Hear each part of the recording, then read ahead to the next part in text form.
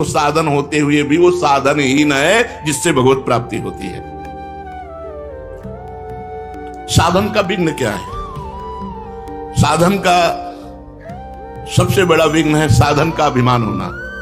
भगवत स्मरण से भगवान की प्राप्ति होती है। भगवत स्मरण उसी का चलता है जो तृणादपि सुनीचेन, अपने को दीन मानता है। माना ब्रह्म ज्ञान के मार्ग में वो सबको अपनी आत्मा देखता है, भक्ति सबको अपना इष्ट देखता है, कहीं प्रश्न बनता ही नहीं है। अगर वो प्रश्न करता है तो अभी खुद प्रश्न में फंस गया हो। ज्ञानी की दृष्टि में सर्वम खलमिदं ब्रह्म, भक्ति की दृष्टि में वासुदेवा सर्वम, श्री राम में सब जग जाना। सबसे बड़ा साधन का विघ्न है साधन का अहंकार हो जाना। साधना का अहंकार इतना श्रेष्ठ बड़ा होता है, इतनी कड़ुई होती है, पूछो मत। वही सबसे बड़ा विघ्न है भगवत प्राप्ति में। दूसरा, खान पान। यदि आपका खान पान सही नहीं है तो आपकी साधना नहीं बनेगी। तीसरा, मंत्र नाम में संदेह। पता नहीं इस नाम से होगा कि नहीं होगा। कहते हैं नाम जप करो, इस नाम से तो पता नहीं, इस मंत्र से होगा कि नहीं होगा। साधना में विघ्न। सद्गुरु का अभाव। जिसके जीवन में सद्गुरु नहीं उसकी साधना कभी सिद्ध नहीं हो सकती। सद्गुरु हैं, उनका अपमान कर दिया, कभी साधना सिद्ध नहीं हो सकती। ये साधना का विघ्न है। नियमानुवर्तिता का अभाव। जो नियम दिया गया है उस नियम के अनुसार न चलना। अपनी प्रसिद्धि की चाह, कुतर्किक स्वभाव होना और भोगों की कामना और कुसंग में प्रियता, परदोष दर्शन, इतने साधना के विघ्न हैं। अगर इन विघ्नों से बचा जाए तो हमारी साधना आगे बढ़ेगी। तो साधना में सहायक क्या है? दैन्यता। सबसे पहली बात है दैन्य। सबसे झुक के रहो। सब में भगवान देखोगे तो झुकना आ जाएगा। सब में झुको, सबको प्रणाम करो। साधन में साधन का अहंकार ना होना, ये सबसे बड़ा सहायक है। आप जो साधन कर रहे हो उसका अहम नहीं होना चाहिए, दैन्य होना चाहिए। और सच्ची बात है, सही साधना होगी तो आपका हृदय दैन्य हो जाएगा, डरेगा कहीं कोई अपराध न बन जाए जो मेरा साधन रुक जाए। और हृदय एकदम इतना लुजलुजा हो जाएगा कि कोई आपको प्रणाम करेगा तो आपको संकोच लगेगा। आप नहीं समझते, मैं अधम जीव हूं, मेरे पर क्यों ऐसा। वो तनिक भी लाख लोग मान बढ़ाई दे, वो अंदर रहेगा कि आप जानते नहीं हो इसलिए ऐसा, मैं बहुत अधम हूं। अंदर उसके यही रहेगा, अस्मय अधम सखासुम। ये अंदर बैठ जाएगा, ये भगवान की कृपा से बैठ जाएगा। दूसरा सहायक, नियम के अनुसार अपनी दिनचर्या पूरी करना, टाइम बिल्कुल। ये साधक की गुणवत्ता है। जैसे 4 बजे से वाणी पाठ, तो 4 बजने में 5 मिनट बकाया है, वो आ गया। 4 बजने के बाद जो दिनचर्या शुरू हुई, जब सब संपन्न हो गई, प्रणाम किया, ग्रीवा नीचे की, चल दिया। 5 मिनट पे अपनी दिनचर्या में बड़ी प्रवीणता रखना। सत्कार दूसरों का करना, सबहि मान प्रदापमान, इससे साधना आपकी बढ़ेगी। कुछ समय एकांतवास, सोने के अलावा। सोने में तो सब लोग एकांतवास करते हैं। सोने के अलावा, निद्रा के अलावा एकांतवास, जागृत अवस्था में शांत भाव से अपनी कुटिया में बैठ करके भजन करना। चाहे 2 घड़ी ही, 48 मिनट ही सही, पर एकांतवास जीवन में अत्यंत आवश्यक है।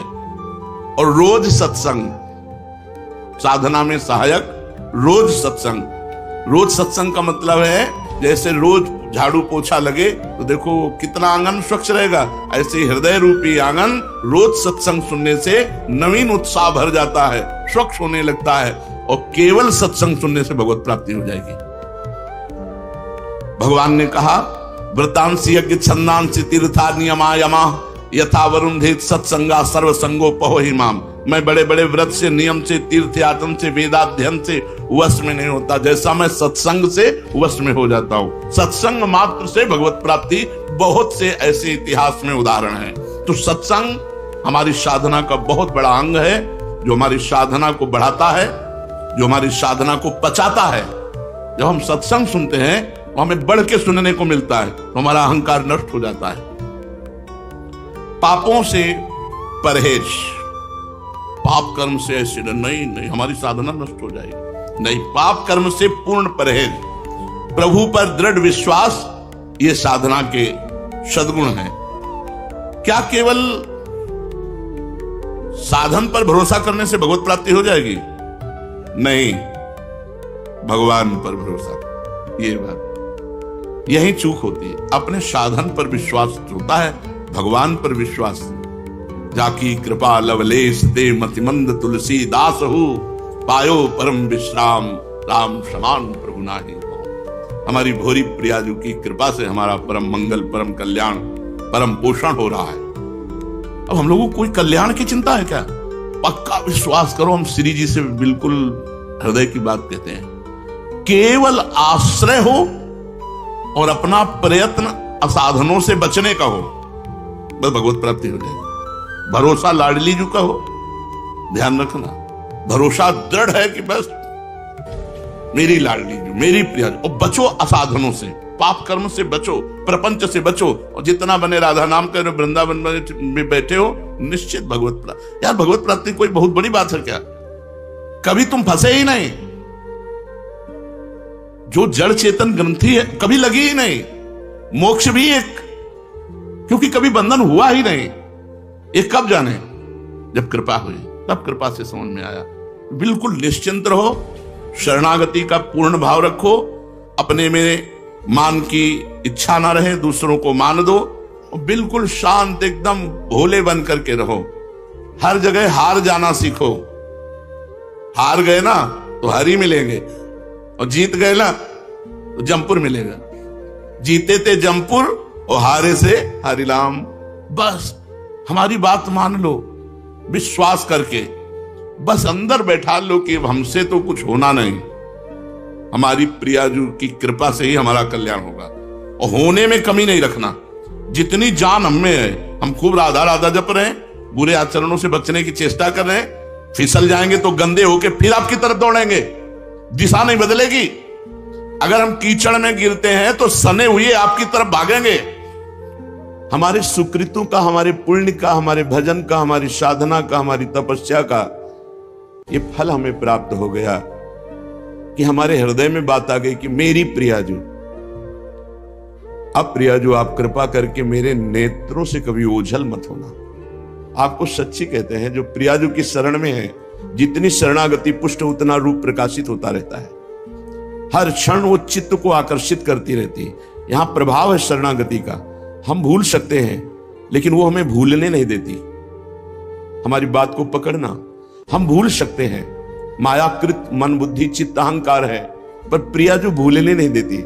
जैसे धाम की महिमा लिखी है कि यहाँ फिरे स्वार्थ आपने तो भजन गए फिरे बाह, ऐसे ही शरणागति प्रियाजू की स्वयं भजन करा रही है। सर्वसु प्राण आधार रसिकनी, याही ते मानत आपुन धन, नागरी दास यह मंत्र मनोरम, रसना राधा राधा राधा, यह मंत्र मनोरम, रसना श्री राधा नाम रुचिर गनि, मेरी तू चतुर चिंतामणि। बड़ा सौभाग्य उदय हुआ जिसने ये नियम ले लिया कि वह अपनी जिह्वा से राधा राधा ही रटेंगे। श्री नागरीदास जी कह रहे हैं, ये मंत्र मनोरम, ये महाअमृतमय प्रेमामृत प्रकाशित करने वाला राधा नाम तुम्हारे मन को रमा लेगा अपने में। बहुत सरल सहज सर्वोपरि, जिसे हरि भी जपते हैं, राधा राधा राधा। नागरी दास यह मंत्र मनोरम, रसना श्री राधा नाम रुचिर गनी। यदि पहले पहले आपको राधा नाम रुचिकर नहीं लग रहा है तो कड़वी दवा समझकर खा जाओ, इसे जबरदस्ती जपो, फिर देखना आंखों से अश्रु चलेंगे, शरीर में रोमांच होगा, मानस पटल पर युगल सरकार होंगे और जिह्वा पे नाम होगा। निहाल हो जाओगे, निहाल हो जाओगे, मस्त हो जाओगे। जन्म जन्म की जो हमारे अंदर चाहत आनंद की है उसकी पूर्ति हो जाएगी। श्रीपाद प्रबोधानंद जी महाराज, गूढ़ो श्यामाभिसारांग भृंगारादिभिरान्विताम, राधा प्रीत्यनुकंपादि प्रबद्ध प्रेम व्यूहलम। जिस समय तुम राधा राधा जपोगे और राधा किशोरी अनुकंपा कर दिए, तुम्हारी तरफ देख लिए कृपा करके, उसी समय तुम्हारे अंदर स्थूल सूक्ष्म कारण तीनों का राग छूट जाएगा और तुम्हें भावदेह की प्राप्ति हो जाएगी। दिव्य भावदेह जिसका कभी विनाश नहीं होना, जिसमें नव किशोर अवस्था सदैव रहती है और जो चिदानंद है, अपार आनंद, मोक्ष से भी अनंत गुना बढ़ करके भावदेह को प्राप्त महापुरुष को आनंद है। तभी वो दीयमानम न ग्रहणंती बिना मत सेवनम जना, भगवान के देने पर भी वो मोक्ष स्वीकार नहीं करते, भगवत सेवा स्वीकार करते हैं। श्री प्रियालाल की सेवा सामग्री हर समय उसी का चिंतन, किस समय कैसे सेवा पहुंचानी है, कैसे सुख पहुंचाना है।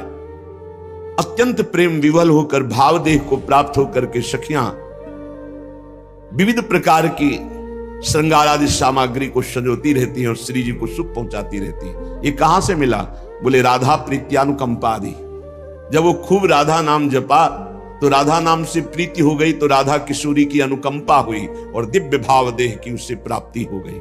राधा पादाब्ज सेवान्य स्पृहा कालत्रयोज्झितां राधा प्रीति सुखाम बोधाव पारे गुणिताम सदा। राधा राधा जिह्वा से जपती है और श्री राधा चरण कमल की सेवा में समय व्यतीत करती है। कोई भी जिनके अंदर इच्छा नहीं रह गई, वासना नहीं रह गई, वो अपार प्रीति सुख में डूबी हुई राधा सहचरी पद को प्राप्त होती है। चाहे वो पुरुष शरीर हो, चाहे स्त्री शरीर हो, ये पोशाक है। आंतरिक सच्चिदानंद वो देह को प्राप्त होता है, भाव देह को। राधा पादाब्ज सेवान्य स्पृहा, अन्य कोई इच्छा नहीं। ये बड़े भाग्यशाली जन हैं जो थोड़ी भी सेवा स्वीकार किए हैं।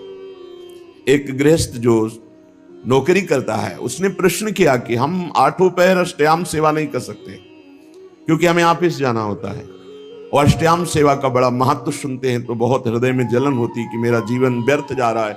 मैं प्रातः सेवा करता हूँ श्रृंगार तक और फिर शायम आकर के सेवा करके शयन करा देता हूँ। बीच की सेवा हमसे नहीं हो पाती क्योंकि हम ऑफिस की सेवा में रहते हैं। ऑफिस में भी सेवा हो सकती है, 5 मिनट का समय मिले तत्काल राजभोग लगाइए, वहीं ऑफिस में बैठे बैठे भाव में अपने घर के ठाकुर का ध्यान कीजिए। आपको सच्चिदानंद विग्रह का ध्यान नहीं हो रहा, इतनी अभी पवित्रता नहीं आई, तो जो कुटिया में आपके ठाकुर जी विराजमान उनका तो ध्यान कर सकते हो। उनका ध्यान किया, सामने थाल में सुंदर सुंदर भोग सामग्री, फुल्का, दाल, सब्जी, कढ़ी, चावल, ये अमुक अमुक पदार्थ, सुंदर निर्मल स्वादिष्ट जल, पवार है, 5 मिनट में पवा दिया, आचमन करा दिया, हो गई सेवा।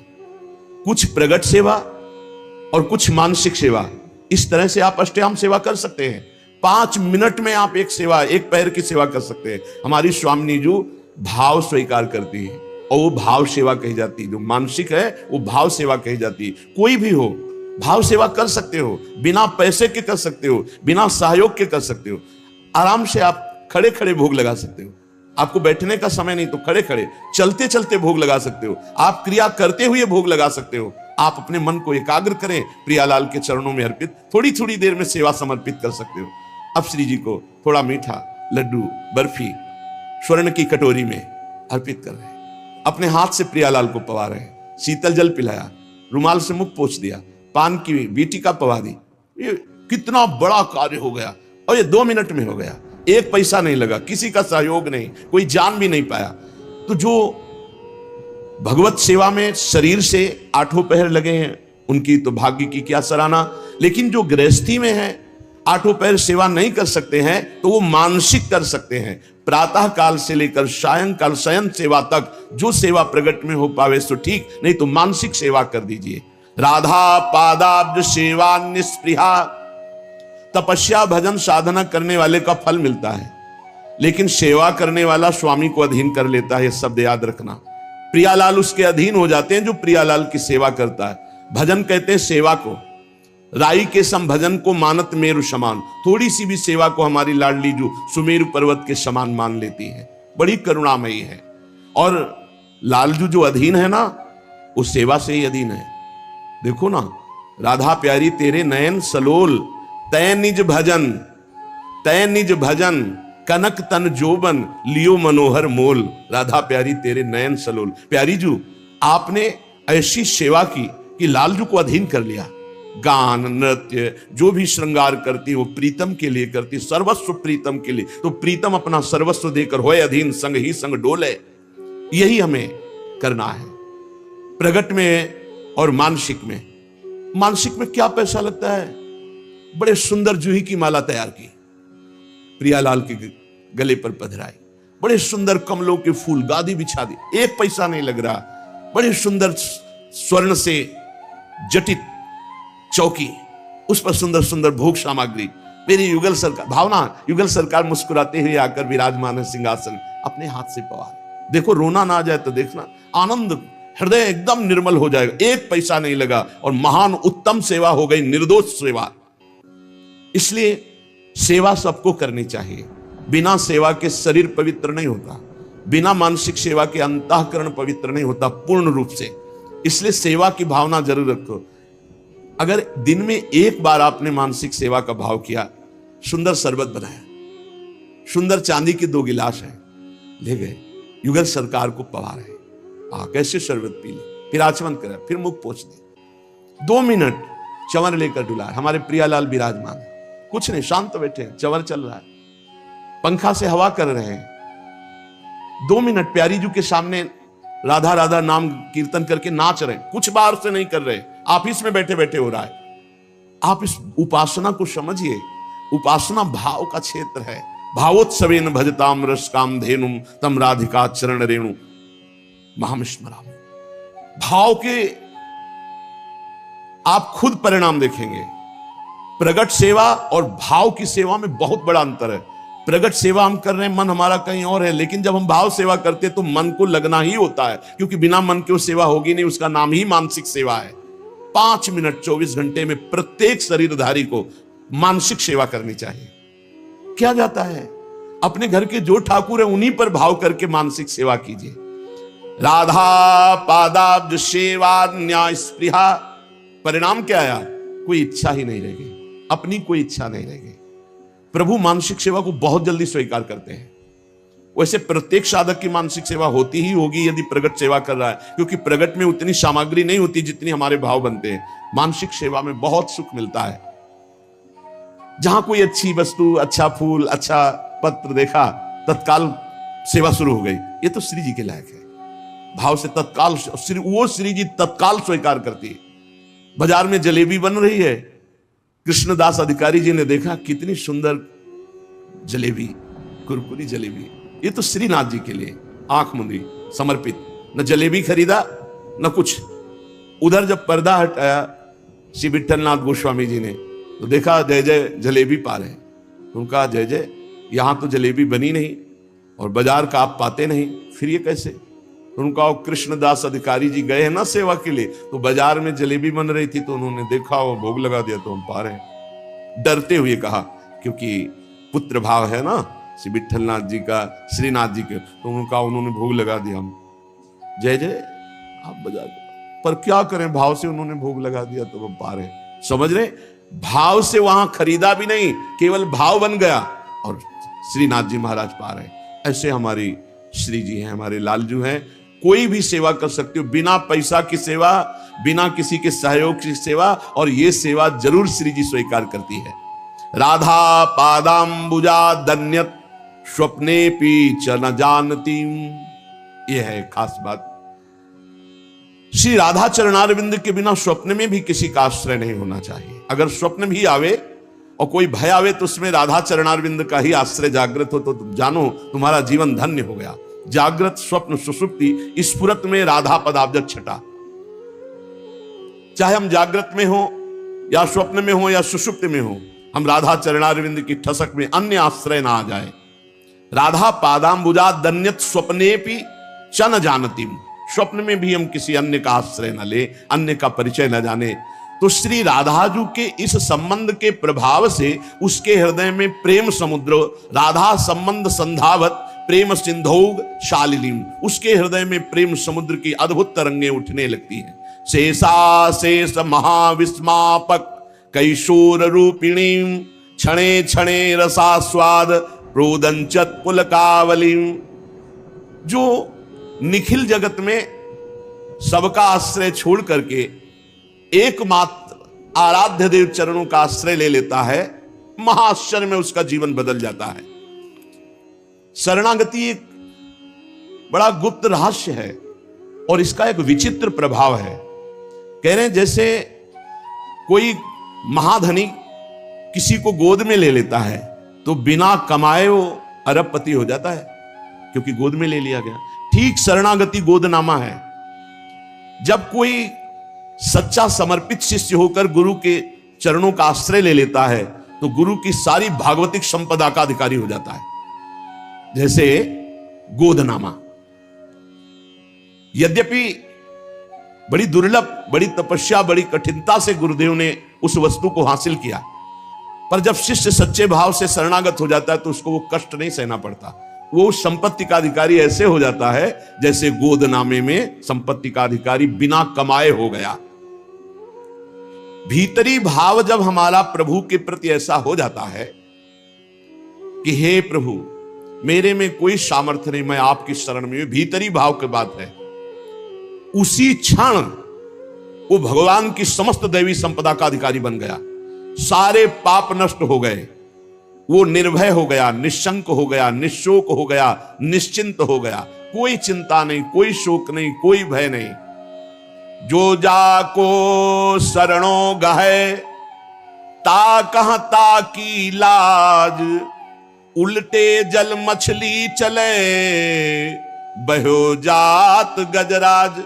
बड़ी प्रबल जल की धारा जो हाथी को भी बहा दे, तो मछली जल का आश्रय लिए वो मछली उसी उल्टी धारा में चढ़ जाएगी, उसका रोक नहीं होगा। बोले ऐसे ही कोई चाहे जितना असमर्थ हो, भगवान की शरण में हो गया तो जो दुरंत माया है वो उसको पार कर जाएगा। मामे वे प्रपद्यन्ते माया में ताम तरंतिते। छोटी सी मछली बड़े वेग वाले जल प्रवाह को चीरती हुई सीधा उल्टा चढ़ जाएगी, लेकिन उसी के सामने गजराज बह कर जाएगा। गजराज को बहा देगी लेकिन छोटी सी मछली को नहीं। क्यों? क्योंकि मछली जल से प्यार करती, मछली जल में है, वो उसका जीवन है। ऐसे जिसका जीवन भगवान है, जिसने अपने जीवन को भगवान की शरण में, तो दैवी हेषा गुणमयी मम माया दुरत्या, बड़े बड़ों को बहा दे।